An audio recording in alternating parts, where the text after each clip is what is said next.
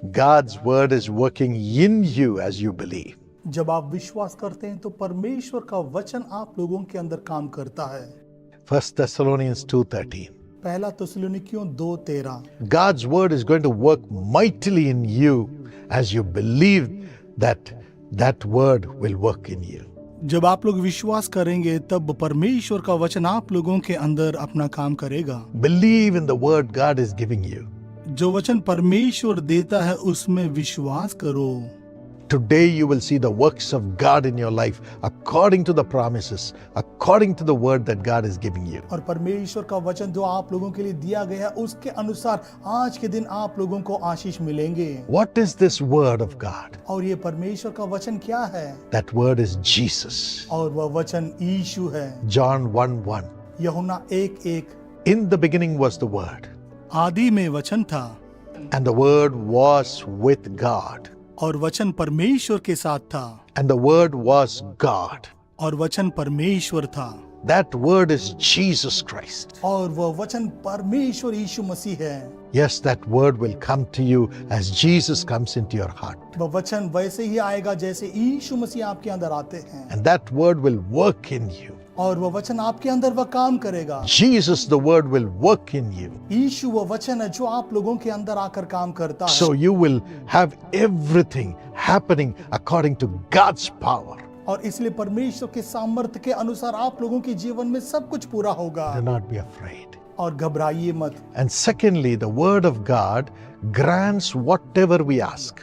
और दूसरा परमेश्वर का वचन जो कुछ भी हम मांगते हैं वह देता है। John 15:7. यूहन्ना 15:7। Jesus said, यीशु ने कहा, as you remain in me, यदि तुम मुझ में बने रहो and my words, my scripture remains in you, और मेरी बातें तुम में बनी रहें, whatever you ask, जो कुछ भी आप लोग मांगो, you can ask anything, आप लोग कुछ भी मांग सकते हो। anything you want, कुछ भी जो आपको चाहिए it will be granted. वो आपको दिया जाएगा। Because you will ask according to my word. क्योंकि मेरे वचन के अनुसार आप लोग मांगते हो। So whatever you want, it will be granted. इसलिए जो कुछ भी आप लोग मांगते हो वो आप लोगों को दिया जाएगा। Whatever miracles you want, it will be granted. जो भी अद्भुत आप लोग मांगते हो वो आप लोग को दिया जाएगा। Whatever provisions you want, it will be provided. और जो कुछ भी जरूरतों को आप लोग मांगते हो वो आपको दिया जाएगा। Whatever things you want to be removed, it will be removed. और जो कुछ भी चीजें आपको छोड़कर जाना चाहिए वह छोड़कर चली जाएंगी। Let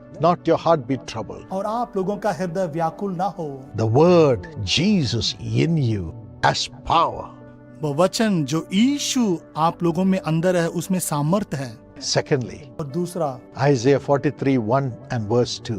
और एशिया 43 वचन 1 और 2 में कहा गया है। God's word has the power to create. और परमेश्वर के वचन में सामर्थ है कि वह बना सकता है। Romans 4:17. और रोमियो 4:17 में लिखा है, Whatever is not there, he calls as if it is there. और जो बातें हैं नहीं उनका नाम ऐसा लेता है कि मानो वे हैं। And as the word of God goes, it creates whatever God wants to create in your life for you. आप लोगों के जीवन में परमेश्वर जो कुछ भी शुरू करना चाहते हैं वे जरूर करेंगे। There was a lady whose only daughter was dying. और एक स्त्री थी जिसके लिए एकलौती बेटी थी जो मर रही थी। She had high fever. और उसको बहुत ज्यादा बुखार था। This lady did not have a husband to help her. और उस स्त्री के पास उसके पुरुष भी नहीं थे सहायता करने के लिए। So poor. और वह बहुत गरीब थी। She was in the hospital. और वह अस्पताल में थी। The hospital doctor gave a wrong injection to that little girl. अस्पताल के डॉक्टरों ने एक गलत इंजेक्शन उसकी बेटी के लिए दे दिया था। The fever went up. और वह बुखार और बढ़ने लगा। Her eyes became like dried tomatoes. और उसके आंखें जो है एक सूखी हुई एक टमाटर के जैसे बन गए थे। And she lost the sight. और उसकी दृष्टि चली गई। She was in great agony. और वह बहुत गुस्से में थी।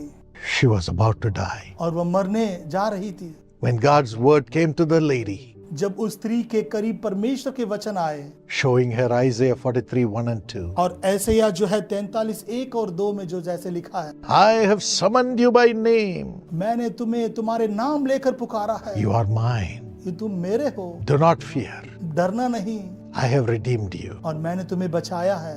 When you pass through the waters, जब तू जल में होकर जाए, I'll be with you. मैं तुम्हारे संग रहूंगा। When you pass through the fire, और जब तुम आग से गुजर कर जाते हो, you will not be burned. और तुम नहीं जलोगे, The flames will not set you ablaze. और वह धूप तुम्हारे ऊपर नहीं लगेंगे। As she heard this word, और जैसे ही उसने इस वचन को सुना, power of God came, परमेश्वर का सामर्थ उसके ऊपर आया fell upon that little girl. और उस छोटी बच्ची के ऊपर उतर गई। She said, Mommy. और उसने कहा, mummy. She came back to her senses. और वह अपनी यादों में आ गई थी The fever was gone. और वह बुखार पूरी तरह से चली गई। Calling those things which are not there as if they are there. और जो वहां पर नहीं है उसे पुकारने से वह आपको मिल जाता Her है life was saved. और उसके प्राण बच गए।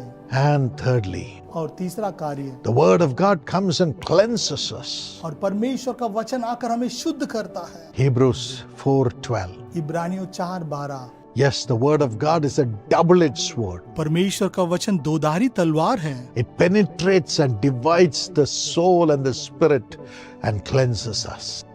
और जीव और आत्मा को और घांट घांट और गूंदे गूंदे को अलग कर देता है। It gives us a new life. और एक नया जीवन देता है। And fourthly, और चौथा कार्य, 1 Thessalonians 4:8. पहला थिस्सलुनीकियों 4:8, It brings great comfort to us, और एक बहुत बड़ा सा शांति ले आता है, encourages us, उत्साहित करता है and keeps us together as a family. और एक परिवार के समान एकता में और लेकर आता है। This word of God is working in you. और ये परमेश्वर का वचन आप लोगों के अंदर काम कर रहा है। Carry this word और इस वचन को ले जाइए and believe in it. और विश्वास करो इसमें, You'll have great works of God in your life. और परमेश्वर का कार्य बहुताई से आपके जीवन में मिलेंगे। Father, हे पिता, let your word flow into thy son, your daughter. और आपका वचन इस बेटे और बेटी के अंदर अभी चले जाए Resurrect them, और इनको पुनरुत्थान कीजिए empower them, और इनको सामर्थ कीजिए and make them see the miracles in the name of Jesus.